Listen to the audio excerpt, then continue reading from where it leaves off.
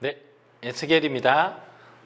에스겔은 하나님의 거룩한 이름을 훼손시키고 하나님의 영광을 나타내지 못했던 이스라엘 백성을 향해서 내가 이 심판을 통해서 내가 누구인지를 너희에게 알릴 뿐만 아니라 열국에 내 이름을 나타내서 높임을 받을 거다라고 하는 하나님의 모습을 보여주고 있고요. 하나님이 이스라엘을 심판하러 오는 메시지와 하나님이 새롭게 하나님의 나라를 회복하는 새로운 성전과 새로운 도성이라고 하는 이 두 개의 그림이 에스겔서의 메시지를 가장 잘 보여주고 있는 메시지입니다.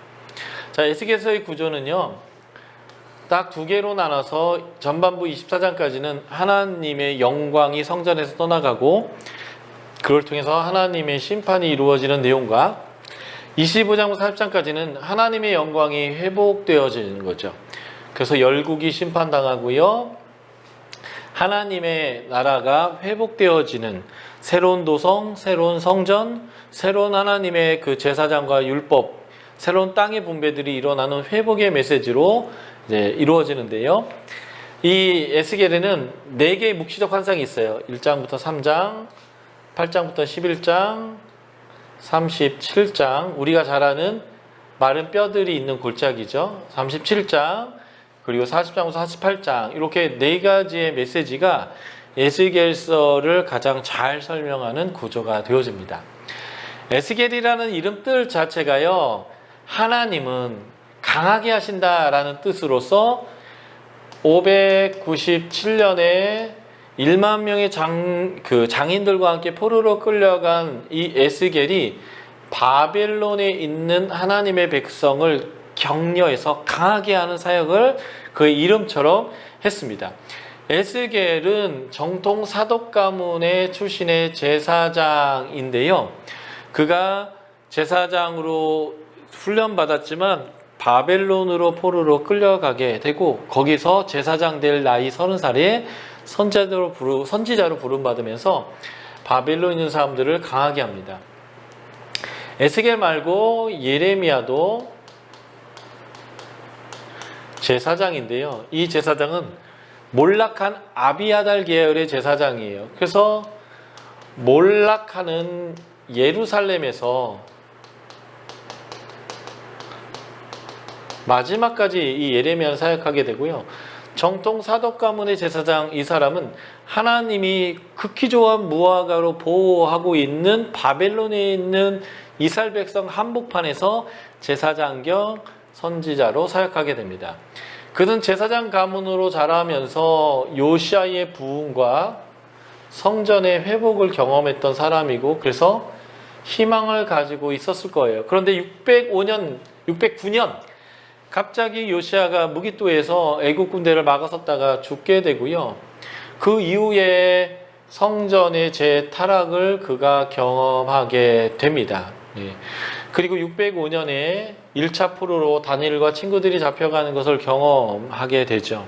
그리고 그가 597년에 그도 포로로 끌려가게 되는데요. 그때 그의 나이가 25살입니다.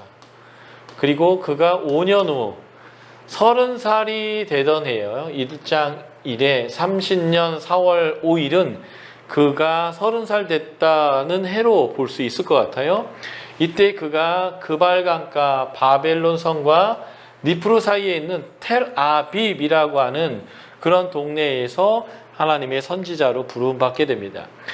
그의 사역은 30세 때 시작했는데요. 바벨론 땅에서 그가 소명을 받지만 이 30살은 제사장으로서 일해야 될 텐데 성전이 없고 제사도 없고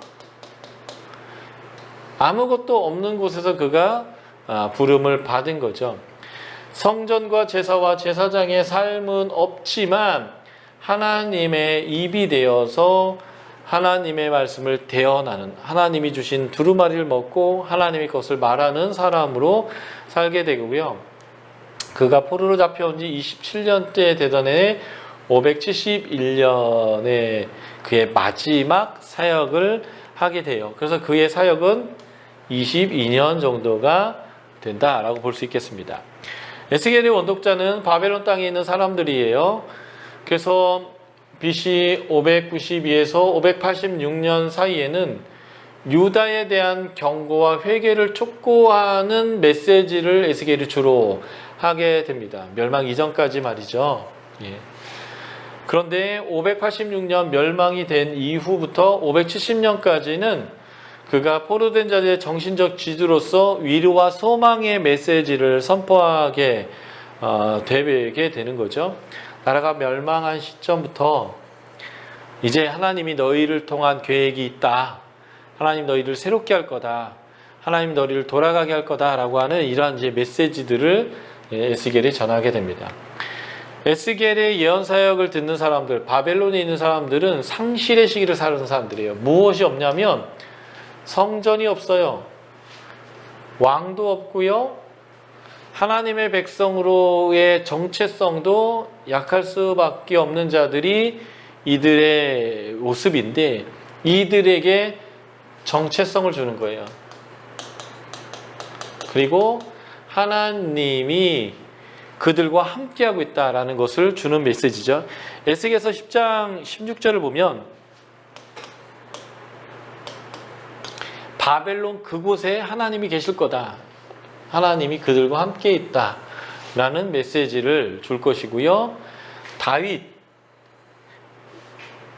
다윗의 왕 후에가 그들의 지도자가 될 거라는 메시지를 주게 됩니다. 에스겔의 메시지를 보면 에스겔 사역은요, 하나님의 백성에게 하나님이 누구신지를 보여주는 것이었습니다.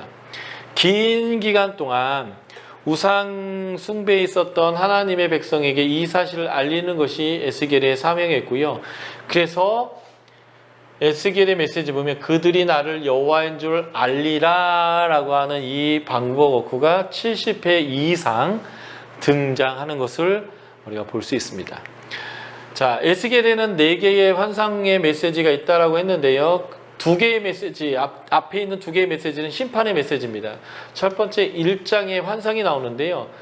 북쪽의 하늘이 이렇게 무서운 모습이 보이는데 거기에 하나님이 그룹들을 타시고 오시는 거예요. 근데 그룹에 바퀴가 달려 있어요. 다시 말해서 전차를 타고 이 하나님의 백성을 심판하러 오시는 하나님의 모습을 본 것이 1장의 환상입니다. 그리고 8장부터 11장에 또 묵시적 환상을 보는데요. 하나님이 이 그룹을 타고 예루살렘에서 나가버렸어요. 성전에서 나가버렸죠. 그 성전이 얼마나 우상이 가득하고 가증한지를 보여주고 하나님 그래서 이것을 떠나버린다라고 하는, 그래서 하나님의 심판이 이룰 수밖에 없다는 586년에 성전의 파괴와 멸망의 모습이 바로 하나님이 이 성전에서 떠났기 때문이다라는 것을 보여주는 메시지예요. 그런데 이 멸망 이후에 37장에 보면 뼈들이 가득해요. 그것도 말라 비틀어져 있어요. 이 뼈들이 생기, 이 생기가 히브리어로 루아흐인데 성령이에요.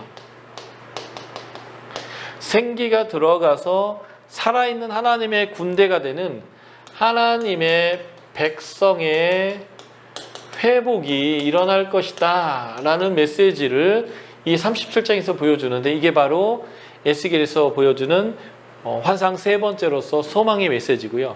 마지막 4번째 환상이 에스겔서 40에서 48장에 나오는 내용인데 에스겔 성전이라고 하는 에스겔 템플이라고 하는 새로운 성전이 주어지는데 이 성전에 보면 성전에서부터 물이 흘러나와서 사해로 죽음의 바다로 이게 가서 자연 만물을 자연을 회복시킵니다.